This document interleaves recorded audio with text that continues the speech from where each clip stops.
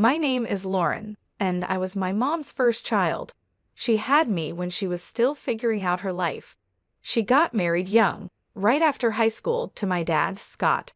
They were more focused on love than on money, which didn't work out well for long.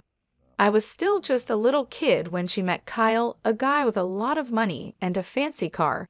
She left my dad, took me with her, and never looked back, except to collect the alimony checks. At first, Kyle seemed nice. He would bring me little treats and let me play in his big office filled with shiny things. But my mom changed around him. She always looked at me like I reminded her of a life she wanted to forget.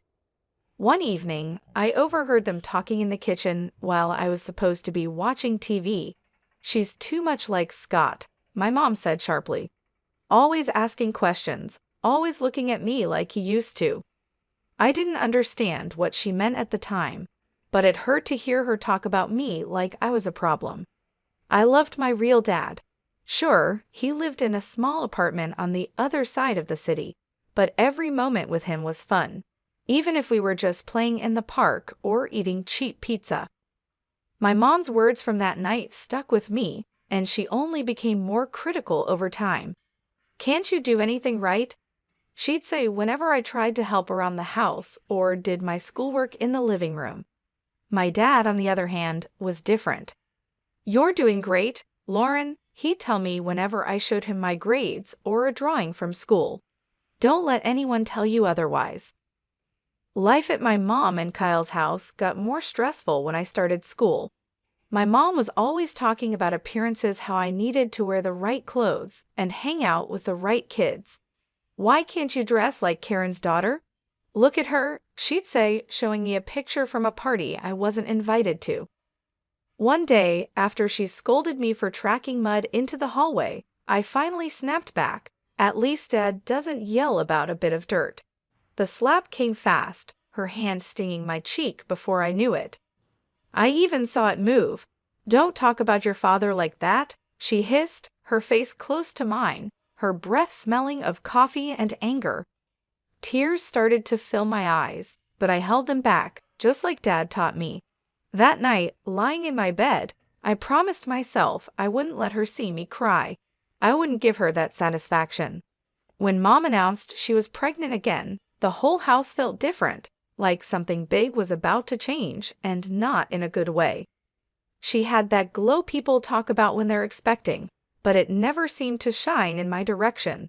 "I'm having a baby with the man I love, Kyle. It's going to be perfect," Mom said one evening, rubbing her belly while Kyle beamed like he'd won a prize.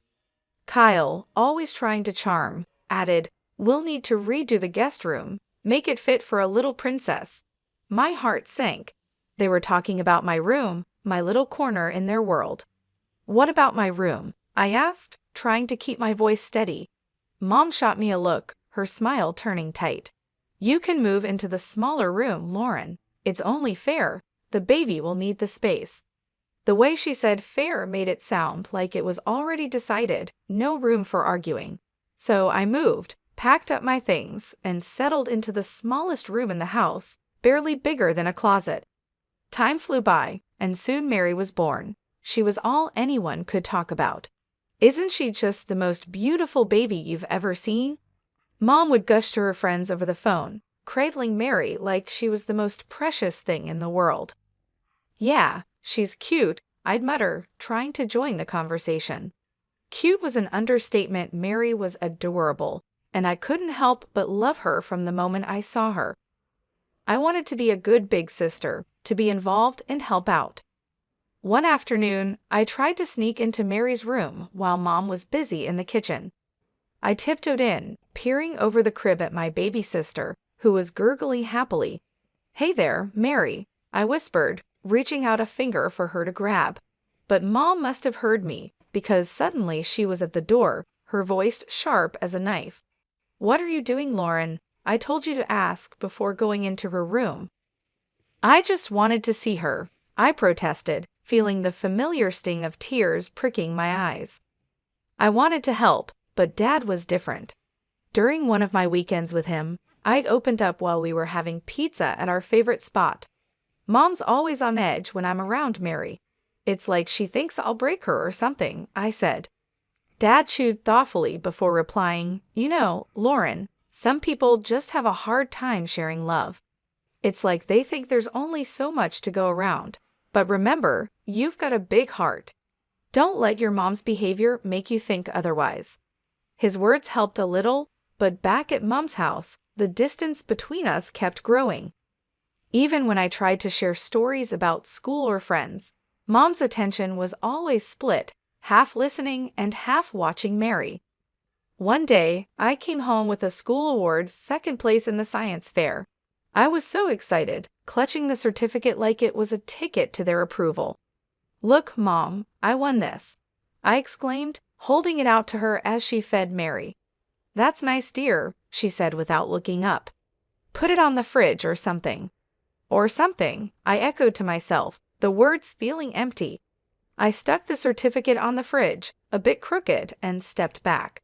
To them, it was just another piece of paper, just another day in Mary's shadow. By the time I reached high school, things were pretty rough at home. Between Mom's cold shoulders and Kyle's indifference, I felt more like a guest than a part of the family. It was around then that the bomb-dropped mom decided it was time for me to live with Dad permanently. The day she told me we were having dinner, it was one of those rare moments where it was just her and me at the table. Kyle was late from work, and Mary was already tucked in. Lauren, we need to talk about your future, Mom started, pushing her food around her plate with a fork. There was no warmth in her voice, just a cold, businesslike tone that immediately made me nervous. What about it? I asked, trying to sound casual, but my heart was racing. We've been discussing things, and we think it's best if you move in with your father. With the new baby coming, things here are, well, they're complicated. I almost choked on my water. Move in with Dad. But why? I thought everything was fine here. Mom sighed, a sound full of impatience. Look, Lauren, you're not a child anymore. You need your own space, and we can't provide that here, not with the new situation. It's cramped, and frankly, the financial burden is more than we expected. It's better for everyone this way. I pushed my plate away, no longer hungry. And what about school? My friends? You can go to a new school, make new friends, she said, as if it were that simple, as if my life could be easily replaced. It felt like I had to erase my life and start over without any trouble. The next few weeks were a blur as I packed up my things, my whole world shrinking into boxes, books, clothes, and the few keepsakes that meant something to me. Kyle barely said goodbye, and Mary, too young to understand, gave me a confused hug. Moving day was tough. Dad lived on the other side of town in a small apartment. It was clean but cluttered with memories of a life paused since Mom left him. He was standing there waiting for me with open arms and a worried smile when I arrived. The apartment was nothing like the house I grew up in. My new room was half the size of my old one, with walls that needed paint and a window that looked out at a brick wall. But it was quiet, and Dad was trying his best to make it feel like home. The first day of the new school was rough. As I walked down the crowded hallways, I could feel the stares and hear the whispers. That's the new girl, they'd say, as if I were some kind of oddity. In class, I kept to myself, doodling in my notebook and trying to block out the murmurs. When the bell rang, I was the first one out the door, not wanting to linger. At home, Dad noticed my mood. How was school? He asked, trying to keep his tone light. It was fine, I lied, shrugging off my coat and dropping my bag by the door. If it gets tough, you tell me, okay? We're in this together. You're not alone, Lauren. His words meant a lot, but the loneliness I felt was deep and gnawing. It wasn't just about missing my old friends or the big house. It was about feeling unwanted, like I was pushed out because I was too much of a burden. Adjusting to life at Dad's wasn't easy, but I quickly realized that if I didn't pull myself together, things would only get worse. One morning, I woke up, looked around my cramped room, and decided it was time to take charge of my life. No one else is going to do it for me, I muttered under my breath. Dad noticed the change in me almost immediately. Over breakfast one day, he looked up from his coffee and said, "You're looking more determined these days, Lauren. What's on your mind?" I stirred my cereal, thinking about how to put it into words. "I want to make something of myself, Dad. I don't want to end up stuck, you know." He nodded, a serious look crossing his face. "I hear you, kiddo. So what's the plan?" "That scholarship, the big one for the top students, I'm going to get it," I declared, more to convince myself than him. Dad's smile was all the encouragement I needed. I needed that scholarship, and if anyone could get it, it was me. Dad said, "Just tell me what you need from me." School was tough, with long hours spent catching up and even longer evenings buried in books. My teachers noticed the change. Even the tough ones seemed to respect how hard I was working. Mr. Jeremy, my math teacher, kept me after class one day. "Lauren, your work has improved a lot. What's driving this?" he asked.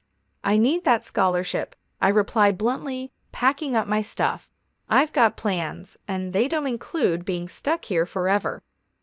Mr. Jeremy studied me for a moment, then nodded slowly. "Well, keep at it, and let me know if you need extra help. I'm here." Making friends wasn't easy, but I managed to find a few people who didn't mind that I was focused on my goals. During lunch, I'd sit with Linda and Peter, two kids who weren't exactly popular but knew how to laugh. "So, Lauren, you're like a library ninja now, huh?" Peter joked one day, nudging me as we sat down with our trays. I cracked a smile. "Yeah, got to be stealthy if I want to snag the best study spots." Linda chimed in, her voice soft but sincere. "It's cool what you're doing, Lauren. Most wouldn't bother." Days turned into months, and the pressure grew as the application deadlines got closer. Dad was my rock, always there with a hot meal and a listening ear whenever the stress became too much. The day I got the scholarship letter, my hands were shaking as I tore it open. Dad was right there, holding his breath. I scanned the words, my heart pounding, and then I cheered so loud the neighbors probably heard. "I got it, Dad. I got it." I jumped up, the letter flapping in my hand like a flag of victory. Dad swept me up in a big hug, laughing and cheering right along with me. "I knew it. I knew you could do it." As I packed up my things for college a few months later, I felt ready. The future was bright, and for the first time, it felt like it was truly mine. I was leaving, but I was taking all these lessons, all this love and hard-earned wisdom with me. After graduating with honors and establishing a solid career, I finally felt like I was on stable ground. I was 25, doing well at my job, and had just started dating a great guy from work named Eric, who had been nothing but supportive. Then, out of the blue, my mom called. We hadn't spoken much since I moved out, but suddenly here she was asking no, more like telling me something. "Lauren, your sister Mary is going to college in your city. We've paid her tuition, and we think it'd be best if she stayed with you," Mom said, making it clear this wasn't just a suggestion. I hesitated, memories of our strained relationship running through my mind, but I wanted to believe things could be different this time. "Okay, Mom, I'll help Mary out. It might be nice to reconnect," I said, trying to keep any doubts out of my voice. Mary moved in 2 weeks later, and it was obvious right away that we were very different. She was as stunning as ever, completely focused on her looks and living a high-maintenance lifestyle. She brought with her a suitcase full of expectations and a personality that expected them to be met. "Can you make sure we have almond milk and kale?" "I'm on a special diet," Mary said casually on her first evening, checking herself out in the mirror. "Sure, I'll add them to the grocery list," I replied, trying to be accommodating. But living with Mary turned out to be harder than I expected. She partied like there was no tomorrow, often coming home at dawn, her carefree laughter echoing through the apartment while I lay awake, worrying about work meetings and presentations. One afternoon, Eric came over while Mary was getting ready for another night out. I noticed how she smiled at him just a bit too sweetly and for a bit too long. After she left, Eric spoke up. Lauren, I think Mary's got the wrong idea about me. She's been, well, flirty. I felt a wave of anger and embarrassment. Thanks for telling me, Eric. I'll talk to her. When I confronted Mary, she just laughed it off. Oh, come on, Lauren, I'm just being friendly. Besides, can I help it if he likes me back? That's my fiancé, Mary. You need to respect that, I replied, my voice firm. Her laugh turned cold. Lauren, I'm used to getting what I want. I always have. That was the last straw. I couldn't live like this, feeling like I had to guard my life for my own sister. You need to find another place to live, Mary. This isn't working out, I said, making it clear that I meant it. I told her my decision was final, and Mary stormed out, slamming the door behind her. Within an hour, my phone rang. It was Mom, and her voice was cold and sharp. You're such a jealous girl, Lauren. You can't stand to see your sister happy, can you? I just want respect, Mom, that's all, I replied, but it was like talking to a wall. After that, things went quiet between Mary and me. I heard through the grapevine that she dropped out of college and was drifting through her social circles on charm and whims. As for me, I refocused on my life with Eric, my work, and rebuilding my boundaries. 3 years flew by since I last tried to patch things up with my family. Things were going well for me, I was moving up at work, and life with Eric was better than ever. That's when I heard the news about Mary. She had dropped out of college and was getting married to some rich guy she'd met. Feeling a mix of curiosity and goodwill, I picked up the phone to call home and offer my congratulations. Mom answered, her voice cold and distant as always. Mom, I heard about Mary's wedding. I just wanted to say congratulations, I started, trying to keep my tone light.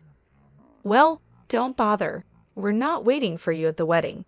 It's for rich people only, and we don't need any beggars there, she spat out, her words cutting deep. I clenched the phone a little tighter, feeling the old sting of rejection.